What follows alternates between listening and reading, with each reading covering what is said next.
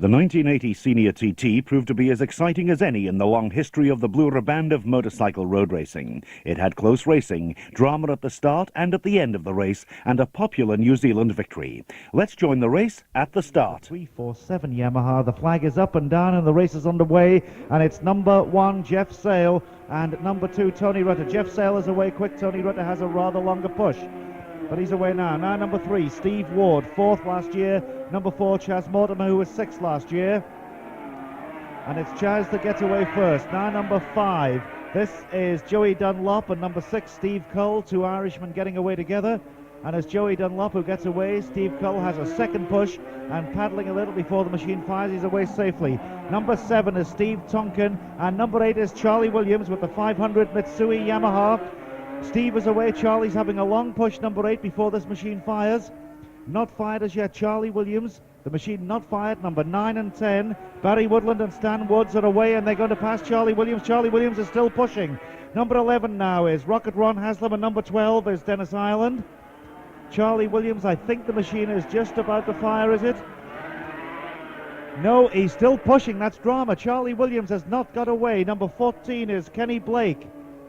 He's away safely. Just trying to keep an eye on number 8, Charlie Williams. I can still see him. He hasn't started as yet. He's still paddling the machine. The 500 Yamaha not started, but number 16 and 15 have, and that's Graham Crosby and Billie Guthrie.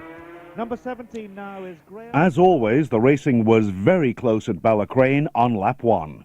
No way will you get them started. First man on the road, number 4, Stanley Woods, closely followed by number 2, Tony Rutter on the 350 Yamaha.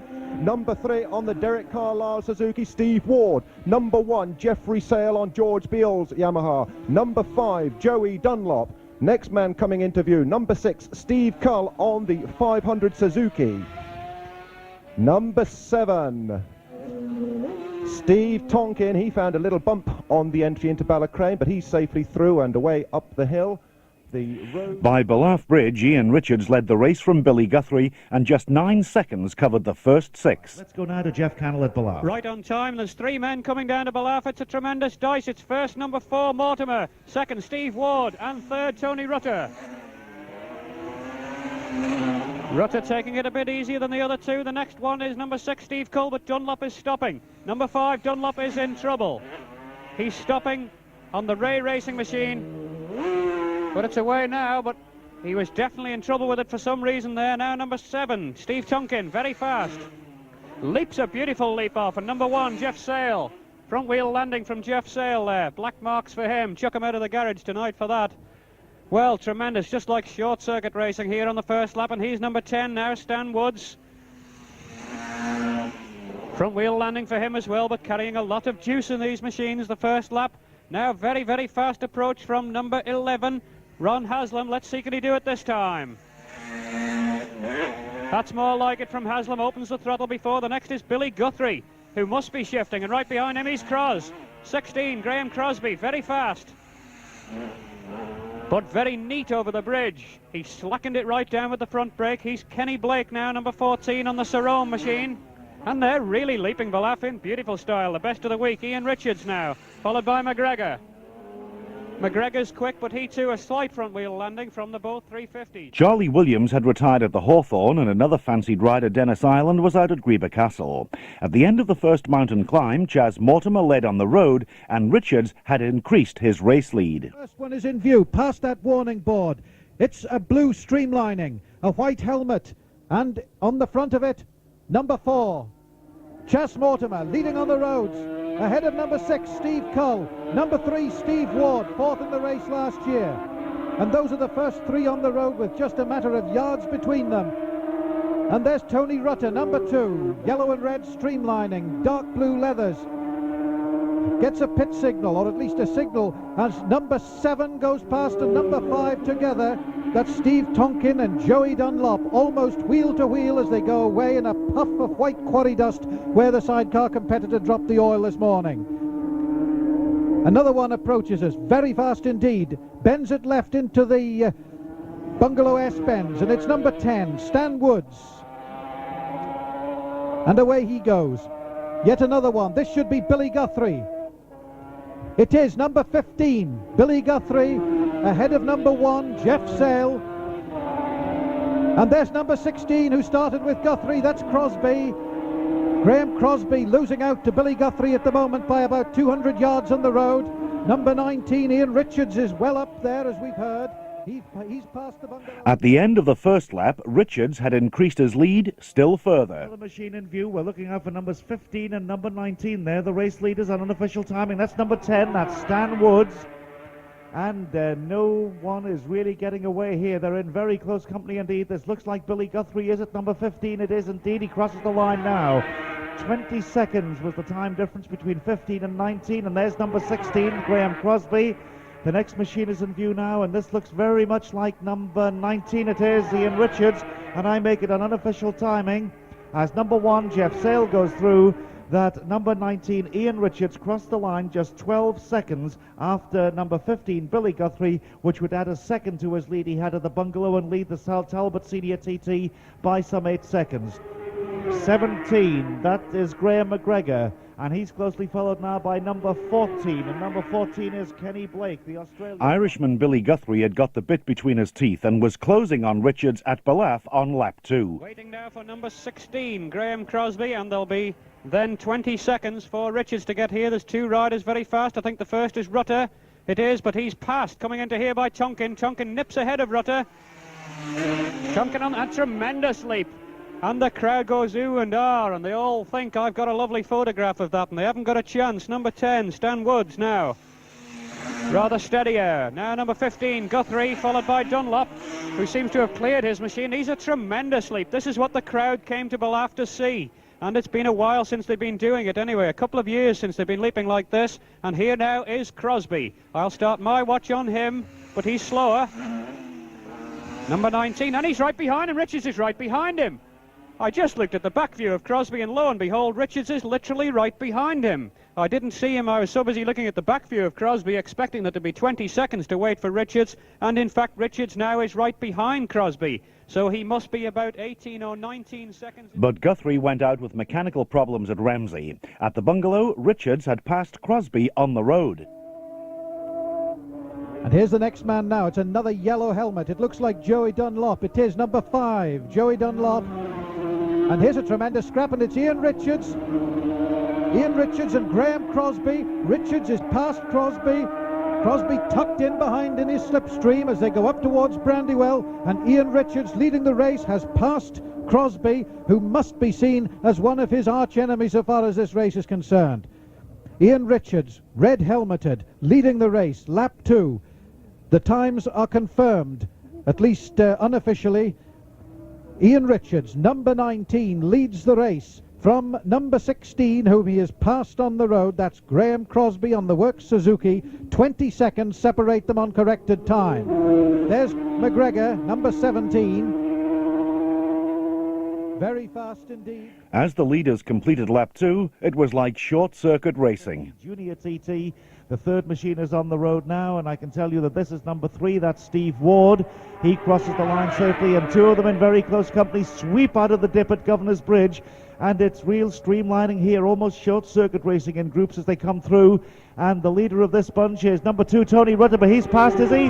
Number 7, absolutely side by side. Number 7, Steve Tonkin. Number 10, Stan Woods, comes in for a pit stop. It looks, I think, just like a fueling stop, is it? Just below us here it is indeed. It'll be 2 pit stops for him. Scrutiny is in action very quickly. The visor being wiped. 2 more machines, and the first of these is number 16, Crosby, followed by number 19, Richards. So Graham Crosby, Supercross, has got back in front of number 19, Ian Richards, but there's still that 20-second gap.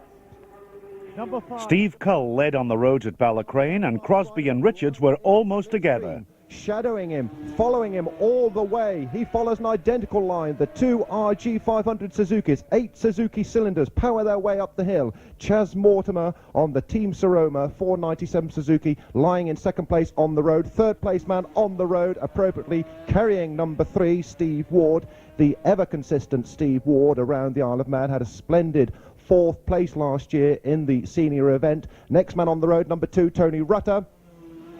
Then number 7, Number 7, Steve Tonkin. Well, for all his money, you'd think he was at Donington Park or Mellery, because he certainly doesn't ease the pace at all. It really is short-circuit style. He's the quickest one we've seen here today through the 90-degree right-hander. Crosby, some 10 yards clear of number 19, Ian Richards, and Cross sneaks a look over his left shoulder as Richards moves right-handed on the approach to the left-hander of Ballyspur. They're enjoying a little battle on the road. And, At the bungalow, Cull still led on the roads, but would Richards have got past Crosby? Such great things on the cotton, and the 250 cotton, including first place in the Northwest 200.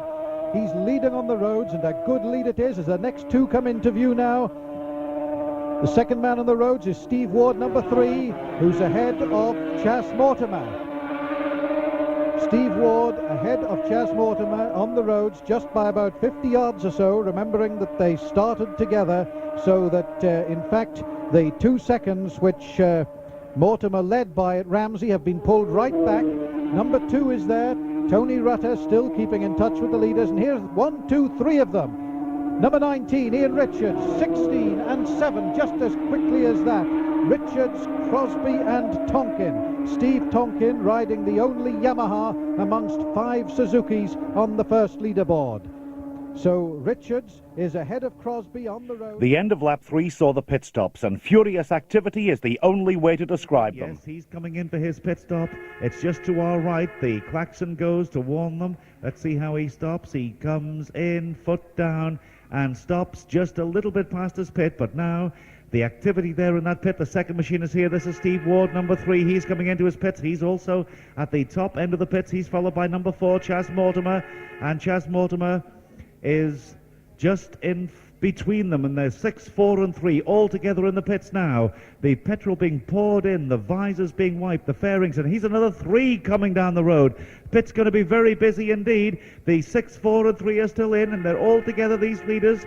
Number 16, Graham Crosby, is whoa, and that was close indeed. Chas Mortimer just got away. Number 19, Ian Richards, comes in, almost gets an elbow on his helmet from one of the other attendants. It's a real scene of activity here. Number 7, Steve Tonkin, is there, and what action indeed. Number 16, Supercross, down below us here, and that was a very quick pit stop indeed. And the machine fires, and Cross is away. Number 19, Ian Richards, is in his pit. Number 3, Steve Ward, gets away. Now number 6, Steve Cull, gets away. So, really tremendous action here in the pits, but a very quick stop there by Graham Crosby. Number 7, Steve Tonkin, being pushed away now. His machine fires. Number 19, Ian Richards, still in his pit. Once the screen on the machine wiped even more, plus the visor, but now he's getting the push. He's away. Tony Rutter is in the pits. There's Stan Woods going straight through because he had his pit stop last time. This looks like Joey Dunlop coming in for his pit stop, number 5. It is indeed. The pit stops had given Crosby a 10-second lead over Richards at Ballacrane on lap 4. It is number 4, Chas Mortimer, with Roger Keynes, 500, but Chas misses a gear, loses a split second then as he knocks it back into mesh and accelerates up the left-hand side of the road toward the left-hander of Ballyspur, indicating he didn't need the full width of the road for the sweeper. And there's Crosby, number 16. Certainly the floor show across there at Gasoline Alley looks to have given favourable seconds to Crosby. A close thing for number 6 and number 3, almost alongside each other. Number 6, Stephen Cull, and number 3, Steve Ward.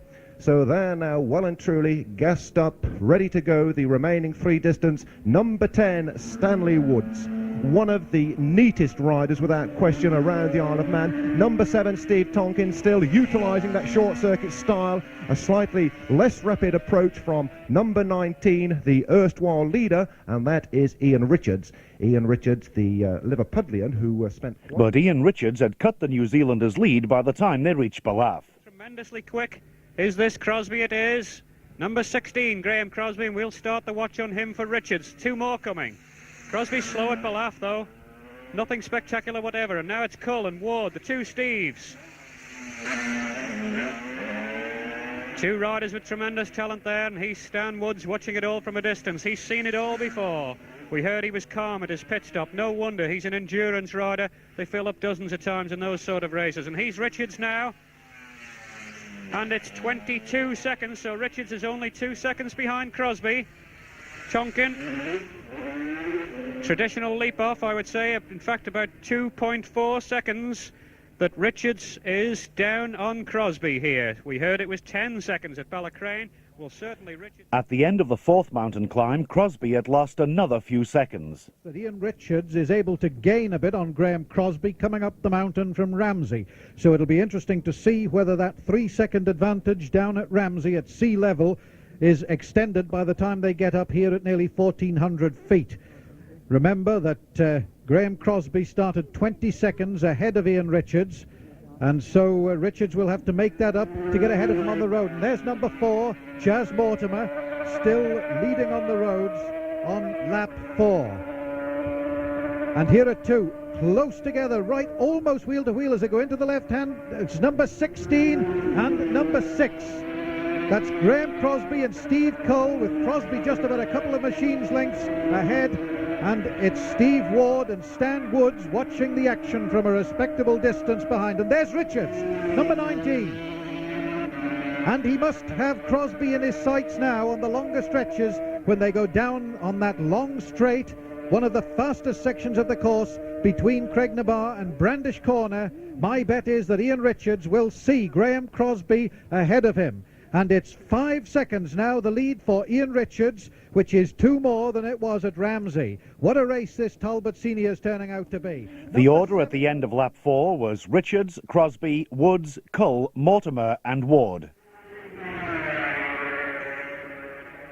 And he's 2 in very close company, having a dice, would you believe, and crossing the line first is number 16 Cros and number 6 Cole. We start the watch. 20 seconds was the difference, remember. Stan Woods is coming in for his pit stop. Number 3 Steve Ward is going straight through. 20 seconds was the time difference between Richards, and here is Richards now. Richards across the line now, and just confirming that Graham Crosby started on 1 minute 10, Ian Richards on 1 minute 30. In fact, there were 20 seconds difference, and it's on my watch some 14.2 seconds. So that's just over almost 6 seconds, the lead now that Ian Richards has over Graham Crosby. It was 5 seconds at the bungalow. By Ballycrane, Supercross led on the road, but Richards had increased his lead. Number 6 Steve Cull and number 4 Chas Mortimer. So what a switch about, and Chas Mortimer did not look happy. He took a long look over his shoulder going up toward Ballyspur, and just out of his view was number 3 Steve Ward, and there the background noise of number 19 Ian Richards. This really is going to be a tremendous penultimate lap. 1 3/4 laps to go, and it really is short circuit stuff. They're in close proximity, close formation on the road. Richards now leads, and it's Ian Richards that's piling on the coals. He's increased that advantage by just over 1 second. He now leads Crosby by 7 seconds. Number 19, Ian Richards, leading Graham Crosby by 7 seconds. The time difference between the leaders was about the same at Ballaugh. Now, and Cull is right behind him, the 2 RGs in the same livery. He's the 3rd and 4th men on the road. 3rd is Steve Ward, number 3, and 4th is Richards. So Richards is well up on his time. 11, 12, 13... 13 and a half seconds is the time between Crosby passing through and Richards passing through. And deducting that from the 20 seconds on corrected time, the lead is 6.5 seconds. Now Mortimer, and he has a back marker behind him, who's twice as quick over the bridge and twice as spectacular with it, and a lap down too. But there was quite a change in the times at the bungalow. It is absolutely right, Peter. Number 16 and number 6, there they are, right together. Graham Crosby, number 16, leading on the road. Steve Cull just about 50 yards behind him. There's Steve Ward with that black streamlining, the red and white leathers. He just adjusts his seating position, gets down behind the streamlining, and there's Richards ahead of number 72, Dennis Trollope. And Ian Richards is off in pursuit of Graham Crosby. He's closing the gap, as you've heard. Started behind Crosby, 20 seconds behind. He's halved that interval at Ramsey, 10 seconds of a lead. We're now checking on the times, but the facts are that Ian Richards is catching Graham Crosby on the road and leads him on corrected time. The time is being worked out now, but they are both through the bungalow on their 5th lap, and now just have about a lap and a bit to do. There's Mortimer, number 4, and Stan Woods, number 10. They're burning it up, just a few yards between them. Mortimer slightly to the right of the road, Woods up the left-hand side of the road. And Tim O'Hanlon looks at me rather incredulously, but checks his figures, which show, wait for it, that Richards leads Crosby by just 3 seconds. Richards leads Crosby by just 3 seconds at the bungalow. So Crosby has had a go faster signal from somewhere, and he's really done that. He has pulled out 7 seconds between Ramsey and the bungalow, which is about a second a mile. And at the end of lap 5, Crosby led the race by just 1.6 seconds. One I can tell you is Cros. We start the watch. He gets a signal there, Steve Cole. He also gets a signal. The 6th and final lap starting, and we're started the watch. A machine in view. This is not 19. This is not Ian Richards. It's Steve Ward, number 3. Number 3, but here is Ian Richards now, and it looks like Graham Crosby has taken the lead. Only just, but he has Richards across the line now, and was that a minute shake of the head I noticed there? I stopped my watch. He crossed the line 22 seconds after Graham Crosby. That would indicate that Graham Crosby now leads Ian Richards on unofficial timing here at the end of lap 5 by 2 seconds. But there was really dramatic news at Ballycrane on this 6th and final lap. Keeps his head well down behind the fairing, number 6, Stephen Cull, and he almost lost his left foot off of the peg as he cranked in toward Ballycrane, but rapidly regained that situation. Here's number 3, Steve Ward. Cocks that right knee out just about, kisses the tarmac before he accelerates on the left-hand side of the road, gradually easing his way onto the right hand for the approach uphill toward Ballyspur, then away over the top and heading on toward Doran's Bend and Laurel Bank.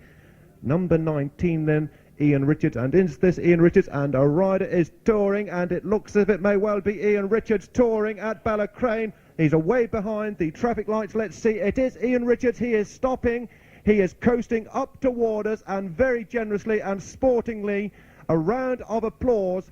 And let's see, we'll certainly see if we can get Ian Richards possibly into the box to give us his opinion of the problems. But Ian Richards came to the Manx Radio commentary box, and Fred Clark asked him what had happened. Well, the bike was going okay until just the fast flat-out bend just before Ballycrane, and the gearbox locked up solid and it went sideways. So that was it. Gave you a bit of a moment, did it? It did, yeah. Did you have a problem up at the grandstand when you started your last lap? Peter Kneale there thought he detected a little shake of the head. No, nothing wrong there. The bike was going okay. I was getting very physically tired, I think, with the hot weather. I was just wishing it was over, actually.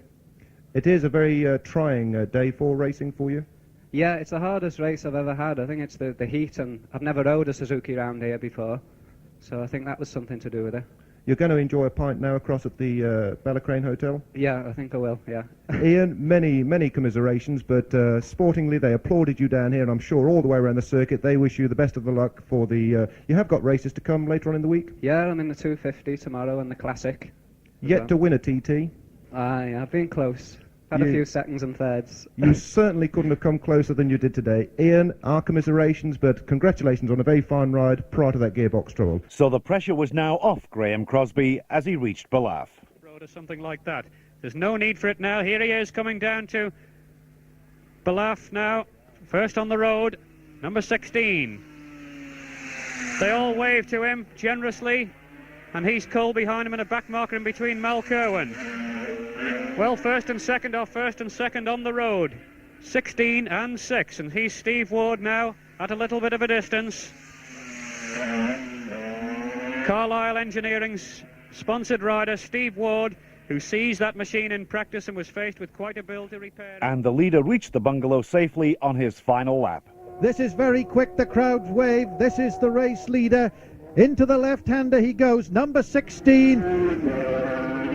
The crowd's really waving to him as he goes up the road to Brandywell, followed by number 6, Stephen Cull. And let's not take anything away from Steve Cull, number 6, 11th in this race last year. What a tremendous ride by him. And by number 3, Steve Ward, who goes past us now and acknowledges the plaudits of the crowd as he goes away from the bungalow, taking his left hand off the bar and acknowledging... So Graham Crosby became the first New Zealander to win a senior TT.